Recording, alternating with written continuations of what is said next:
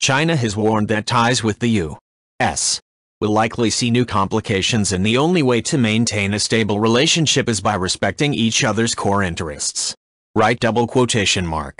Foreign Minister Wang's remarks Thursday appeared to underscore that China's position on Taiwan is non-negotiable, weeks after President-elect Donald Trump suggested he could re-evaluate U.S. policy on Taiwan. It also mirrored Beijing's relatively measured posture toward the incoming U.S. administration despite signs of growing wariness. Wang told the Communist Party mouthpiece, The People's Daily, that China will strive to boost cooperation with the U.S. but he foresaw new, complicated and uncertain factors affecting bilateral relations under the Trump administration. China complained this month after Trump questioned a U.S. policy that since 1979 had recognized Beijing as China's government and maintains only unofficial relations with Taiwan. Beijing regards the self-governing island as part of China and has long used the core interest formulation to signal that any move by Taiwan toward formal independence could be met with military force. Trump's comments on Taiwan, combined with his accusations that China is manipulating its currency and threats of imposing hefty tariffs against Chinese imports, have rattled relations between the world's two largest economies. Trump also accepted a Dec. 2 phone call from Taiwanese President Tsai Ing-wen, the first time an American president or president-elect has publicly spoken to Taiwan's leader since 1979. Tsai is planning to transit through the United States next month as part of a visit to Taiwan's diplomatic allies in Central America, according to Taiwanese media reports Thursday. The reports cite Taiwan's Deputy Foreign Minister Javier Hao saying Tsai's team will try to arrange meetings with U.S.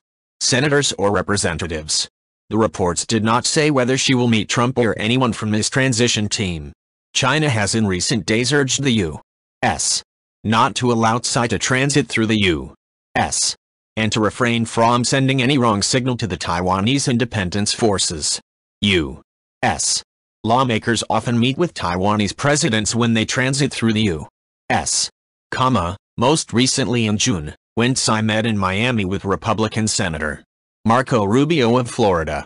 Trump's transition team announced Wednesday that Peter Navarro, who has accused China of effectively waging economic war against the United States, would head a trade policy council inside the White House.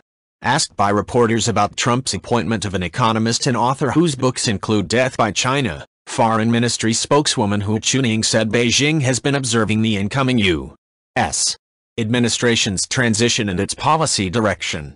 As two major powers with broad mutual interests, cooperation is the only correct choice, Hua said without naming Trump or Navarro. Although Navarro and Trump have been heavily criticized in the Chinese press, including state media, Beijing has largely measured its official response to potential flashpoints. This week, China's military returned a U.S. underwater drone in the South China Sea that Trump had described as stolen on Twitter. In the People's Daily interview, Wang said U.S. China relations are generally trending towards stable cooperation and mutual benefit. He quoted a Chinese poem, previously cited by President Xi Jinping as a metaphor for U.S. China ties, depicting a river that flows inevitably, regardless of mountainous obstacles. This is a historical trend that cannot be changed by an individual's will, Wang said. After what he described as a turbulent year steered by the trend of reverse globalization and punctuated by terror attacks, Wang said China is now a mature nation that could act as a stabilizer in global affairs. China under Xi is adopting an assertive leadership role on the world stage, Wang said, such as hosting the G20 summit and heading discussions at the APEC Forum in Peru.